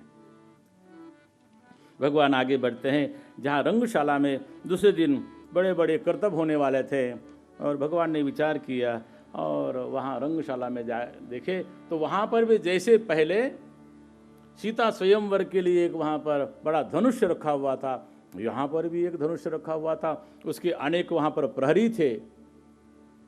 भगवान ने विचार किया कि हमारे पास समय तो ज़्यादा है नहीं, तो सायंकाल हुई और सायंकाल होते ही उसमें प्रवेश जब करने लगे तो वहाँ के जो सैनिक लोगों ने उनको रोका। उन्होंने एक एक थप्पड़ मार के सबको वहाँ पर से भगा दिया, कुछ को मार दिया और भगवान श्री कृष्ण अंदर प्रवेश करते हैं और प्रवेश करने के बाद में जहाँ पर वो धनुष्य रखा हुआ है, धनुष्य को उठाते हैं, उस पर प्रत्यंच चढ़ाते हैं और वो धनुष्य जबरदस्त आवाज़ के साथ में भंग हो जाता है और उसकी आवाज़ पहुँच जाती है कहाँ? कंस के कानों में पहुँच जाती है। ये क्या हुआ? कहा कि जो कृष्ण आया है, आपने बुलाया है जिसको, वो रंगशाला में गया है और उसने धनुष्य उठाकर उसको तोड़ दिया है और वो कृष्ण के मन कंस के मन में अब भय उत्पन्न हो गया। रात्रि का समय है, उसने खाया कि पिया कि नहीं, परंतु उसके मन में भय उत्पन्न हुआ और भय उत्पन्न होने के बाद में वो सो नहीं पा रहा है। उसने रात्रि को कभी नींद आती है, कभी नहीं आती है और जब ठीक से नींद नहीं आती है उस समय सपने आने लगते हैं और सपने के समय में वो जो सपने में वो अलग अलग प्रकार से, अनेक प्रकार से वो कल्पनाएं आ रही है कि मैं चल रहा हूँ, मेरी छाया नहीं दिख रही है। स्वप्न में मैं तेल में स्नान कर रहा हूँ और तेल में स्नान करने के बाद में उस प्रकार अनेक अनेक प्रकार के उसको उस समय ऐसी ऐसी वृत्ति हो रही है और उसको कल्पनाएं हो रही है, सपने आ रहे हैं कि जैसे मृत्यु के समय में सपने आते हैं, इस प्रकार उसको सपने आते हैं। इसलिए अपने यहाँ पर भी जब मृत्यु नज़दीक आती है तो कुछ शकुन आते हैं, कुछ अपशकुन आते हैं। अपने संतों ने भी उसके लिए बहुत से उसका अनुसंधान किया है। तो कहते हैं कि जो योगी लोगों ने एक अनुसंधान किया है, कहते हैं कि जब अपनी मृत्यु नज़दीक आती है तो कुछ चिन्ह दिखने लगते हैं। क्या चिन्ह दिखते हैं? योगियों को दिखते हैं। कहते हैं कि जब आपको 6 महीने के भीतर आपको मृत्यु आने वाली हो तो कहते हैं कि जो ध्रुव तारा है वो दिखना बंद हो जाता है। ऐसा हम लोग को भी कहाँ दिखता है? ये उजाले में वो दिखता नहीं, उसके लिए अंधेरे में जाना पड़ेगा और वो स्थिर है, वो दिखना बंद हो जाएगा। बोलते हैं, किसी ने कहा कि महाराज और नज़दीक आता हो तो हम लोग सावधान हो जाए, तो और कुछ उसके चिन्ह हो। बोले आपकी जो भौवी है ना, भौवी जो ऊपर जो आपकी, तो उसको अगर देखना बंद हो जाए तो समझ लेना चाहिए कि आपकी एक 7 दिन में आपकी मृत्यु होने वाली है। बोले और नज़दीक हो तो हम लोग और सावधान हो जाएंगे। अरे सावधान तो पहले होना चाहिए। बोले आप ऐसा करो कि अपने कान में अंगुली डाल के देखो, पहले आँख में अंगुली डाल के देखो, वहाँ पर एक आपको बिंदु दिखेगा। अभी नहीं डालना, बाद में देख लेना। कान में एक तरफ बंद करके उसको अंगुली रख दो, वहाँ पर एक छोटा सा बिंदु आपको वहाँ पर एक तेज दिखेगा। अगर वो न दिखना बंद हुआ तो समझ लेना चाहिए कि कुछ ही दिनों में राम राम सत्य होने वाला है, इसलिए सावधान हो जाओ। बोले और कुछ नज़दीक का कोई हो तो कहे कि और ये है कि आप अपने कान में अंगुली डालो और वहाँ एक नाद आता है। अभी वो करके देख सकते हो। कान में अंगुली डालो और आपको वहाँ पर एक नाद आएगा। अगर नाद बंद हो गया तो समझ लेना चाहिए कि 24 घंटे रह गए। लेकिन उस समय 24 घंटे पहले वो चेतना होनी चाहिए, ऐसा अपने पास में शुभ विचार होना चाहिए। और कभी आपकी नासिका न दिखे तो समझ लेना चाहिए कि अब जल्दी ही अपने प्रस्थान करने वाले हैं। इस प्रकार के अनेक ऐसे जो शकुन हैं, अपशकुन हैं, वो कंस को दिखने लगे हैं और कंस को दिखने लगे हैं। और प्रातः काल हुई है और वहाँ पर जहाँ पर आयोजन किया था रंगशाला में बड़े बड़े पहलवान आए हुए थे। और वहाँ पर ये कुलियाबड़ नाम का एक वहाँ पर उनका बड़ा भारी एक हाथी था जिसको 10,000 हाथियों का बल था। भगवान अपने वहाँ से उस जो जहाँ पर ठहरे हुए हैं वहाँ से निकले हैं और निकल करके उन्होंने कहा कि चलो लीला तो करनी है। सुंदर वस्त्र धारण किए हुए हैं, तिलक लगाए हुए हैं और भगवान सबके साथ में निकले हैं। और सबके जब वहाँ रंगशाला है, पहले तो देख ही आए थे, और वहाँ रंगशाला के पहले कंस ने पहले से तैयारी करके रखी थी कि जैसे ही कृष्ण आएगा, कुलिया पीड़ जो ये हाथी है उसको महावत को बोल दिया कि भगवान कृष्ण को वहीं पर समाप्त कर देना। ऐसी कल्पना से उसने हाथी को वहाँ पर खड़ा किया था। और भगवान जैसे ही आते हैं, भगवान ने कहा कि हे महावत, हमें जाने दो, हमें रंगशाला में जाना है। जब कोई राजा का सेवक होता है ना, राजा से ज़्यादा अभिमानी होता है, उसको ज़्यादा घमंड होती है। उसने अपशब्द कहते हुए कहा कि अभी मैं तुमको बताता हूँ।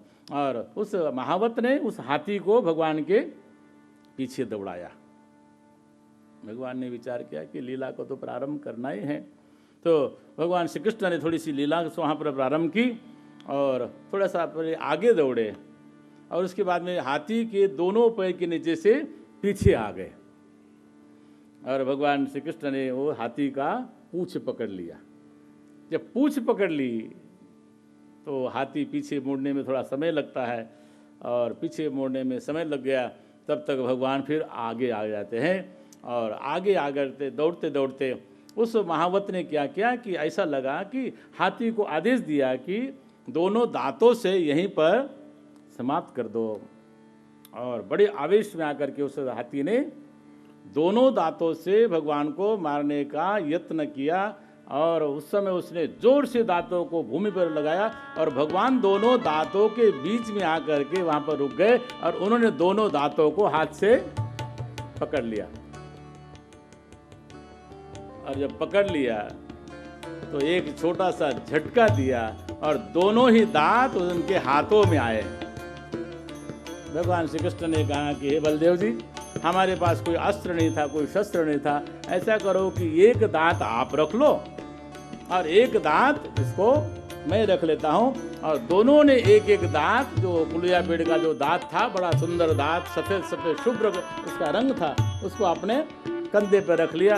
और कंधे पर रख करके भगवान उस रंगशाला में जहाँ पर आयोजन हुआ है वहाँ पर सब लोग बैठे हुए हैं, बड़े बड़े राजे, बड़े बड़े महाराजे, और वो ऊंचे सिंहासन पर वहाँ पर कंस बैठा हुआ है। व्रज से सब व्रज कुमार आए थे, नंद बाबा आए थे, वहाँ के सभी ग्रामीण, सभी वहाँ के जो नगरवासी सब वहाँ पर बैठे हुए थे। और भगवान वहाँ पर प्रवेश करते हैं और जैसे ही प्रवेश करते हैं, यहाँ पर सुखदेव जी महाराज कहते हैं कि वहाँ पर बड़े बड़े राजा लोग बैठे थे और राजा बैठे थे, उनको लगा कि, और बड़े बड़े पहलवान बैठे थे, पहलवानों को लगा कि साक्षात कोई बलशाली पहलवान आ रहा है। सब लोगों ने देखा कि भगवान का जैसा जैसा स्वरूप था, भगवान वहाँ पर अपना स्वरूप बताते हैं, वो अनुभव करते हैं कि जो जैसा होगा वैसा ही, जैसी सृष्टि, जैसी दृष्टि वैसी सृष्टि होती है। पहलवानों को लगा कि कोई पहलवान आ रहा है, हाथों में उनके कंधों पर वो हाथी के दांत हैं और वहाँ पर बड़े बड़े राजा बैठे हुए हैं। उनको लगा कि यहाँ पर साक्षात ये कोई महाराज आ रहे हैं। उन्होंने अपने दृष्टि से भगवान को देखा, वहाँ पर बहुत सी स्त्रियाँ बैठी थी और वहाँ पर उनको लगा कि साक्षात ये स्वरूप क्या कामदेव का स्वरूप है। इस प्रकार भगवान के विषय में, और वहाँ कहते हैं कि गोपानाम सजनो अस्ताम, बोलते हैं कि जो वहाँ पर गोप बालक बैठे थे, वहाँ पर व्रज से आए हुए सभी नर नारी बैठे थे, उन्होंने विचार किया कि जो साक्षात हमारा स्वजन है, अपना है, आपड़ो छे ना, आपड़ो कन्हैयो छे, अपनापन महसूस हुआ भगवान को। और बड़े बड़े राजा थे, उनको लगा कि तो साक्षात, और शास्ता सुपत्रो शिशु, वहाँ पर बहुत सी माताएं बैठी थी। माताओं को लगा कि ये तो छोटा सा बालक है, हमारा शिशु है। और मृत्यु और भोज, जो वहाँ पर कंस था, उसको लगा कि ये तो साक्षात मेरा काल है। भगवान ने अनेक अनेक वहाँ पर जो नवरस है उस नवरस के होकर के उन्होंने अपना दर्शन देना शुरू कर देते हैं। और उसी समय वहाँ पर बहुत से लोग बैठे थे, उसमें कुछ योगी भी थे। तो योगियों ने विचार किया कि तत्वम परम योगिना, ये तो जो हम लोग समाधि में जिसको देखते हैं वही तत्व तो सामने से आ रहा है। और वृष्टिनाम वरदेवी विदितो, जो वहाँ पर सभी जो बैठे थे वृष्टिवंशी यादव बैठे थे, उन्होंने कहा कि तो हमारे ही अपने हैं। इसलिए अनेक प्रकार से भगवान ने अपने 9 रस वहाँ पर दिखा दिए हैं। और भगवान श्री कृष्ण प्रवेश करते हैं उस मंच पर, वहाँ पर बैठे हुए सब लोग। और वहाँ पर कंस ने कहा कि तुम्हारी प्रतीक्षा कर रहा था। वहाँ पर एक आयोजन हो रहा था जिसको आजकल मल्ल बोलते हैं। यहाँ पर बड़े बड़े मल्ल आए हुए थे, बड़े बड़े पहलवान आए हुए थे। और कंस ने कहा कि तुम हमारी प्रजा हो और प्रजा को राजा का मनोरंजन करना चाहिए, इसीलिए तुम लोगों को यहाँ पर बुलाया है। और कंस के मन में तो दूसरी भावना थी कि मैं ये बड़े बड़े पहलवानों से कृष्ण को मैं वहाँ पर समाप्त कर दूंगा। कंस ने कहा कि आप लोग यहाँ पर थोड़ी सी कला दिखाओ आपने, हमने सुना है कि आप लोग बड़े सुंदर लड़ते हो। भगवान कृष्ण ने कहा कि हे कंस, ये तो बड़े बड़े भारी भारी ये मल्ल है, एक मुष्टिक है, चानूर है, ये इनको किसी छोटे, ये तो हम लोग बालक हैं छोटे छोटे, हम लोग किसी छोटे छोटे पहलवानों से हमको लड़ा दो, हम लोग उनके साथ कुश्ती करेंगे। कंस ने कहा कि अभी अभी हमने सुना था कि जिससे 10,000 हाथियों का जिसमें बल था कुलिया पेड़, उसके दांत को उखाड़ करके उसको मार करके यहाँ आए हो, तुम कोई छोटे बालक हो। भगवान ने कहा कि जैसी तुम्हारी इच्छा। बलदेव जी को कहा कि आप मुष्टिक से साथ लड़ो, मैं चानूर को देख लेता हूँ। और थोड़े धीरे धीरे थोड़ी देर के लिए भगवान ने जैसा अभिनय करते हुए, पहले कभी नीचे गिर जाते, कभी उसको पछाड़ते, ऐसा होता है जो कुश्ती में ऐसा होता है। और वो आजकल ये कुश्ती ऐसी होती है कि जिसको खाली दिखावा होता है, उसमें कुछ होता है नहीं। भगवान ने विचार किया कि ऐसा थोड़ा सा अभिनय तो करना चाहिए, सबका मनोरंजन करना चाहिए। मनोरंजन के लिए आया हूँ, भगवान हमें मनोरंजन में देता है। दुनिया में सब उसने वो भी बनाया, उसने सबके मनोरंजन के लिए वहाँ पर धीरे धीरे अपना वहाँ पर लीला कर रहे हैं। और धीरे कभी नीचे जाते हैं, कभी नीचे गिर जाते हैं। और फिर एक बार कहा कि अब लगा कि थोड़ा सा अब ज़्यादा क्या इसमें और लीला करनी। उन्होंने उस चानूर को पहले ऊपर उठाया और ऊपर उठाने के बाद में उसको घुमा करके नीचे जब धरती पर पटक दिया तो उसके प्राण पखरू उड़ गए। कंस के मन में और भय पैदा हुआ कि इतने बलवान ये पहलवान, जिनको हमने सोचा था कि इसके द्वारा ही इनको समाप्त करेंगे, परंतु इसने तो उन पहलवानों को तो पहले ही समाप्त कर दिया। उसके मन में घबराहट होने लगी और घबराहट होने लगी। और उसी समय भगवान ने कहा कि अब अधिक देर नहीं करनी चाहिए। और भगवान उस जहाँ पर सिंहासन पर बैठा था कंस, वहाँ पर चले जाते हैं। भगवान ने कहा कि ये राजा बना हुआ है, इसलिए इसको सिंहासन पर नहीं मारना चाहिए। राज्य का कुछ नियम होता है, वो मुकुट धारण किया हुआ था और भगवान श्री कृष्ण ने एक उसको पहले लाफा जड़ दिया।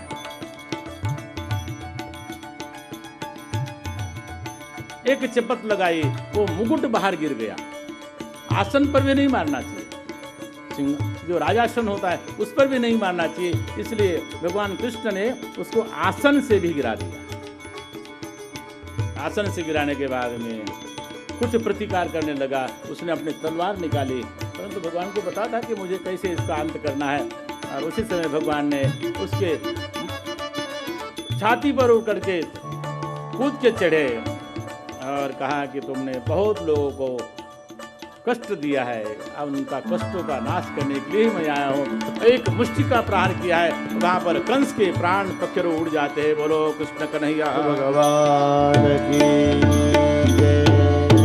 भगवान जिस भगवतीय कार्य के लिए आए थे, एक कार्य पूर्ण किया और दूसरा कार्य करने के लिए जाना है। तो उस समय उनके दूसरे 8 भाई थे, वो भी आए लड़ने के लिए। और उसके बाद में भगवान सबसे पहले चले जाते हैं अपने माता पिता के पास और अपने माता पिता के पास जा कर के उनसे प्रार्थना करते हैं और उनको नमस्कार करते हैं। भगवान को देख करके उनको सहसा उनको ऐसा लगा कि शायद ये तो साक्षात भगवान हैं। इसलिए भगवान को समझते हुए उन्होंने उनको अंदर अंदर से ही नमस्कार किया, परंतु अपनी माया फैला दी। अपने माया के द्वारा उनको ये प्रतीत होने के लिए उन्होंने कहा कि आप हमें भगवान मत समझो, हम अपना पुत्र समझो। भगवान वहाँ पर जाकर के कहते हैं कि पहले तो उनको बंधन से मुक्त किया और बंधन से मुक्त करने के पश्चात कहते हैं कि माता और पिता को मातरम पितरम चैव मोचित्वात् बंधनात् कृष्ण रामो वदान्ते शिरसा स्पृश्य पादयोः। वहाँ बलभद्र और भगवान कृष्ण वहाँ पर जाते हैं और माता पिता के चरणों में अपना मस्तक रख करके प्रणाम करते हैं। ये हमारी परंपरा है।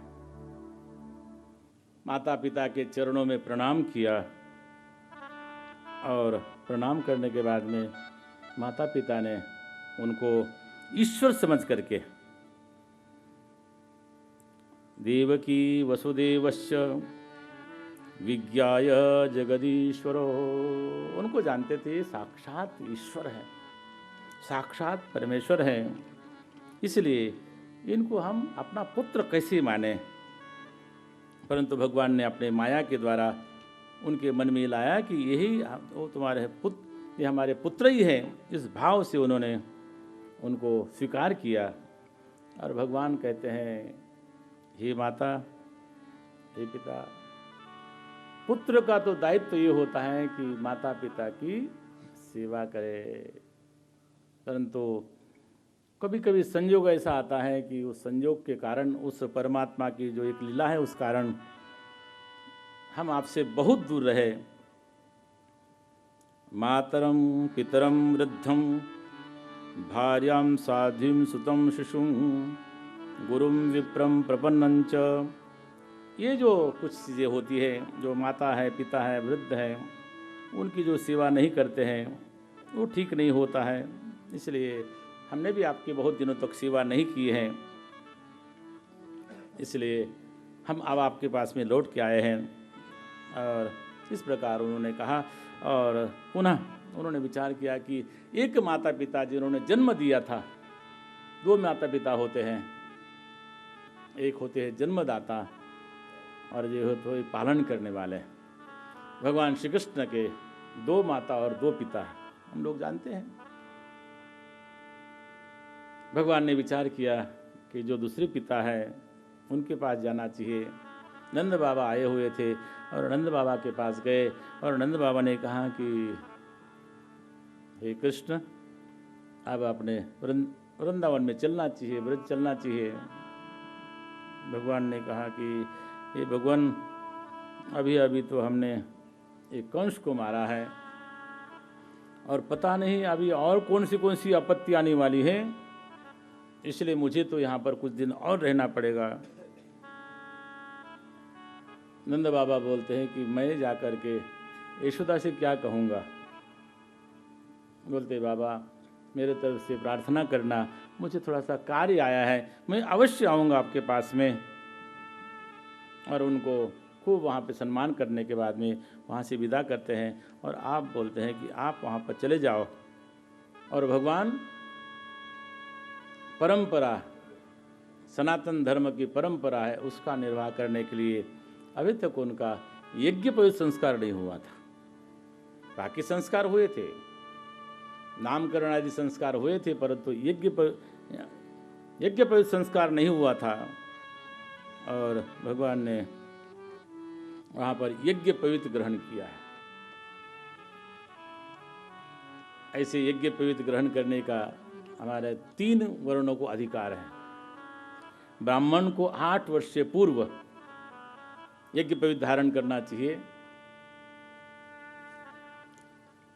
क्षत्रिय को 12 वर्ष के पूर्व, 12 वर्ष तक अपने यहाँ पर विधान है कि यज्ञ पवित्र धारण करना चाहिए, गायत्री धारण करना चाहिए। और जो वैश्य को 16 वर्ष पर्यंत यज्ञ पवित्र धारण करना चाहिए। और भगवान भी उस नियम का पालन कर रहे हैं। उस नियम के पालन करते हुए भगवान का गर्ग जी ने उनका यज्ञ पवित्र संस्कार कराया। और यज्ञ पवित्र संस्कार करने के बाद में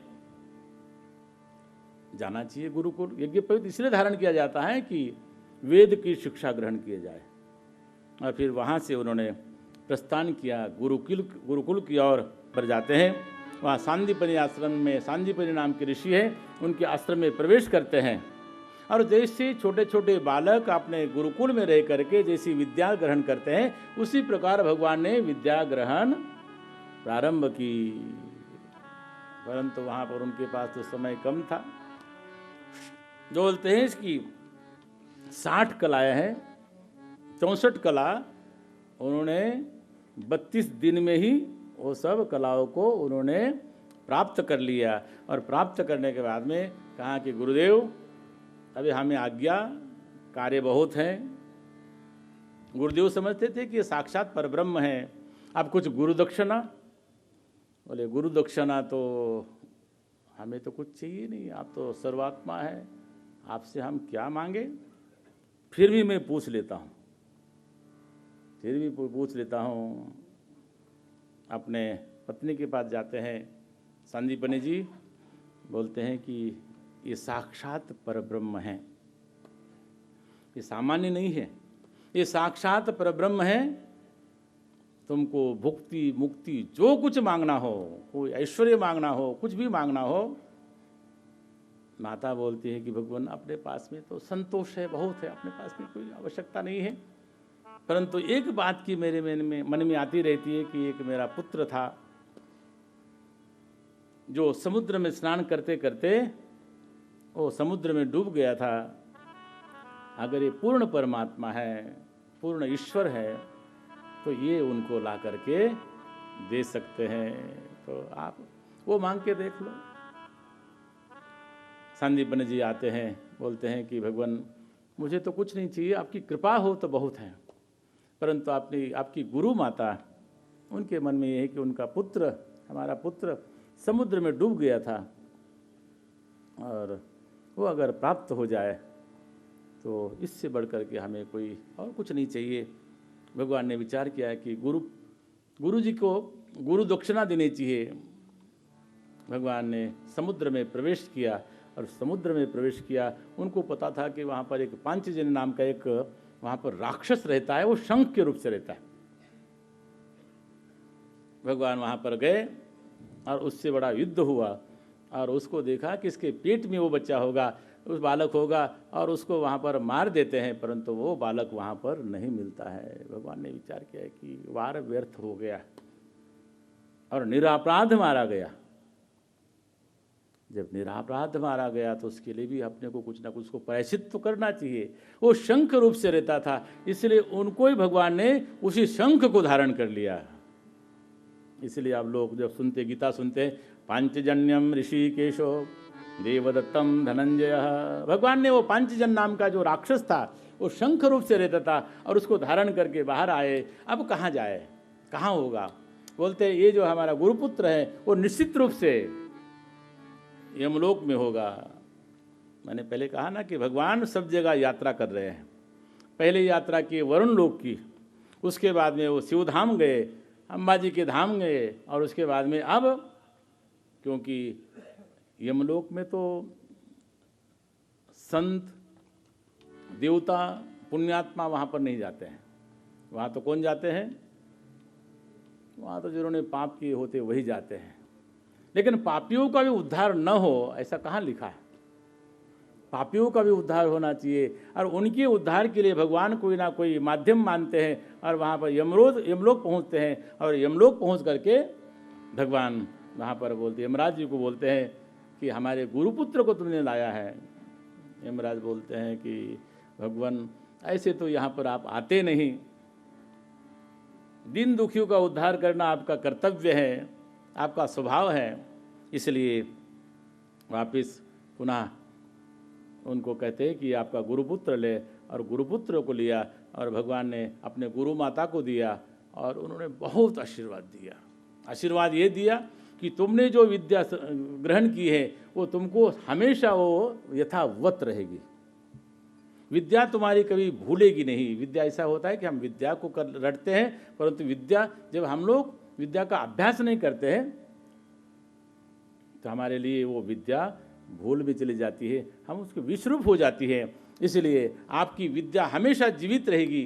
अनेक अनेक आशीर्वाद दे करके संदीपनि ऋषि ने उनको वापस विदा किया है और विदा करने के बाद में भगवान पुनः वापस आते हैं और अपने जो पूर्व का जो अपना उनका जीवन है, गोपिकाएँ खास विशेष करके गोपिकाओं का स्मरण करते हैं और स्मरण करते करते उनको स्मरण आया, बैठे हुए एक ऊपर अकेले बैठे हैं भगवान। उनको स्मरण आया कि मैं जब व्रत से आ रहा था मथुरा, उस समय जो उनको विरह था, व्यथा थी, उसको दूर करना चाहिए। अब कैसे दूर करें? अगर मैं वहाँ पर जाता हूँ तो फिर आना कठिन हो जाएगा। इसलिए कोई मेरे समान कोई हो उसको वहाँ पर भेजना चाहिए। और उनके पास में एक ज्ञानी भक्त है, उनके ज्ञानी भक्त हैं, वृष्णीनाम प्रौरो मंत्री। वृष्णि कुल में ही एक मंत्री है, कृष्णश्च दयितः सखा। भगवान कृष्ण के वो दास भी हैं, सेवक भी हैं और सखा भी हैं।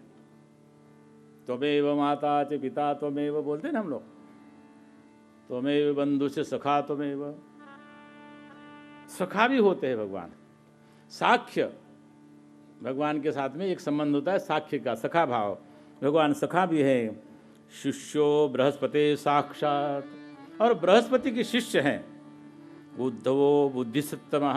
उद्धव नाम के जो उनके शिष्य हैं, सखा है, दास है, उनको बुलाते हैं और उनके हाथ में हाथ रख करके, क्योंकि बहुत अपना काम कराना हो ना, बहुत व्यक्तिगत कार्य हो, उसको बाजू में बुलाया जाता है और उसको कान में कहा जाता है कि ये जो मेरा कार्य है इसको ठीक ठीक करके आना।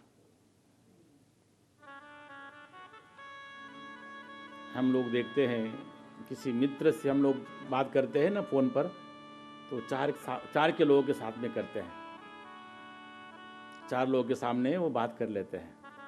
और किसी शत्रु से बात करनी हो तो और लोगों को ही बुलाते हैं। परंतु जब आत्मीय किसी जन से बात करनी होती है तो थोड़ा कोना खोजते हैं ना। अपने से किसी से बात करनी होती है तो कोना खोजते हैं। और शुरू में परिचय हो, विवाह होने वाला हो तो फिर कोई नहीं चाहिए, केवल फोन ही हो तो चल जाएगा।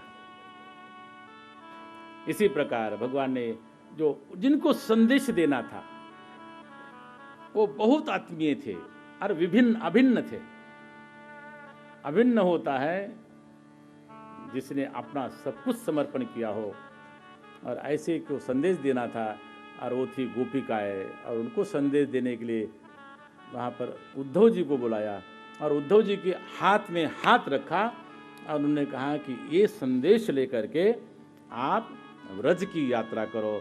और वहाँ से वो व्रज की यात्रा के लिए निकलते हैं। श्रीमन नारायण नारायण नारायण, श्रीमन नारायण नारायण नारायण, श्रीमन नारायण नारायण नारायण, श्रीमन नारायण नारायण नारायण, श्रीमन नारायण नारायण नारायण, भजमन नारायण नारायण नारायण, भजमन नारायण नारायण नारायण, भजमन नारायण नारायण नारायण, भजमन नारायण नारायण नारायण, सत्य नारायण नारायण नारायण, सत्य नारायण नारायण नारायण, हरि गुरु नारायण नारायण नारायण,